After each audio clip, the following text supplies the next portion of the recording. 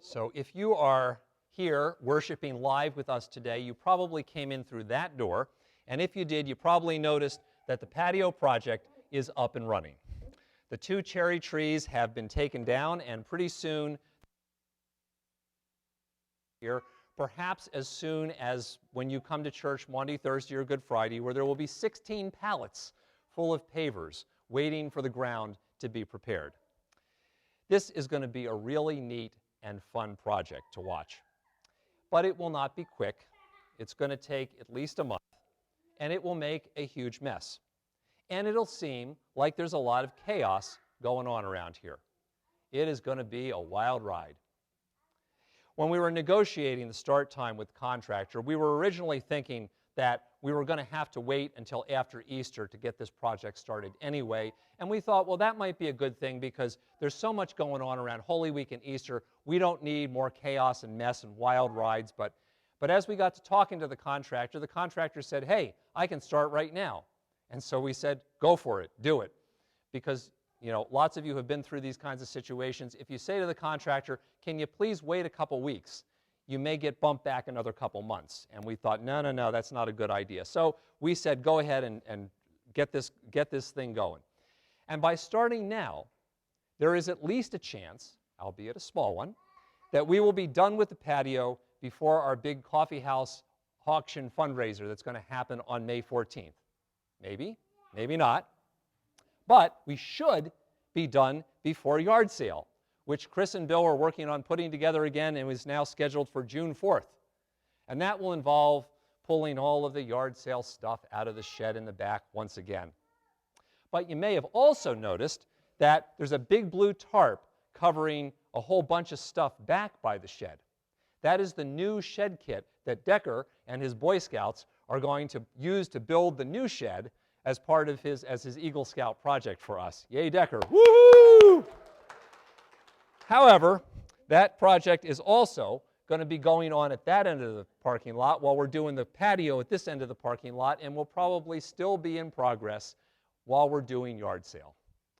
But at least we should be done with the patio and the shed soon after the yard sale, because after the yard sale, the solar panels, remember the solar panels we talked about at the annual meeting? So the solar panels, probably in the middle of June or so, maybe ending up ready for installation up on the roof. So the moral of my story is the next 3 months around here, going to be a wild ride. And yet, we chose to start this wild ride just as Holy Week kicked off, which is sort of crazy. But as I was thinking about it, I thought, well, hey, what more appropriate time? After all, Holy Week is the time when we relive the story of one of the wildest rides in the Bible. In fact, it starts with a literal wild ride as Jesus rides into Jerusalem and crowds of people cry Hosanna. And like other wild rides in life, the first disciples probably experienced some of that wild ride as fun and exciting. I mean, certainly the entry into Jerusalem must have felt that way. But other parts were scary and painful, as Jesus was arrested and crucified, and the disciples had to hide out for their very lives. And even as the disciples first experienced the resurrection of Jesus, it was not all joy and peace and happiness. It was confusing and chaotic. It was sort of a mess. Indeed, the story of the resurrection itself was the beginning of yet another wild ride in the disciples' journey of following Jesus. Now, often, because there is always, already, plenty of chaos, confusion, and stress in all of our lives, we look for ways to avoid any additional wild rides, or at least to delay them a little bit until we have this delusion that somehow it's going to be easier to deal with if we would just wait a few weeks. Yet the wild ride of Holy Week was not an accident of history. Indeed, the wild ride of Jesus was Jesus' way of bringing his disciples and all of us from where we were to where Jesus wanted us to be. And it's not just Holy Week. Sometimes the wild rides of our lives are the ways in which God brings us out of the death of what was into the new life of what's to come. I mean, the story of Holy Week is the story of Jesus literally bringing us out of death into new life by his death and resurrection. And often, it's by enduring the mess and chaos and confusion that we so often want to avoid. It's through that we end up in a new and better place, which is hopefully how we're going to feel after all the next 3 months of all the kind of craziness and messes done here.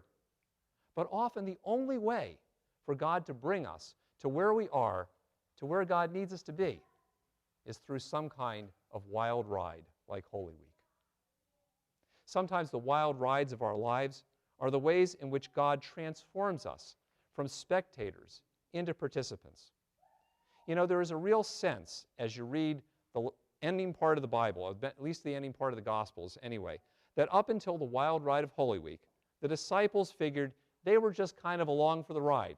They were watching what Jesus was doing. They were keeping an eye on things going on out there, but they themselves didn't see themselves as active participants.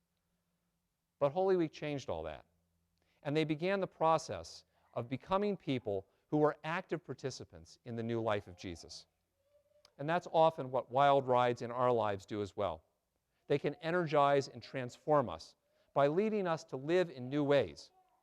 And I am certain that even when the wild ride that we are on is not necessarily a wild ride that comes from God, God will still use that wild ride to do just that in all of our lives, to equip us and empower us and make us able to be people who can be participants, who share God's love in new ways because of that ride. And that's why the wild ride of Holy Week, like many wild rides of our lives, prepares us for yet more wild rides in which we can share the good news with others. The experience of Jesus' death and resurrection, which the first disciples would have missed out on if they had missed that wild ride of Holy Week, gave the disciples the confidence and the strength they needed to share the good news with others.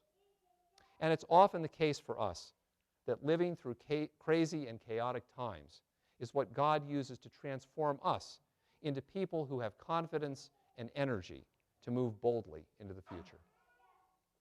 Wild rides in our lives often cause disruption and chaos and confusion.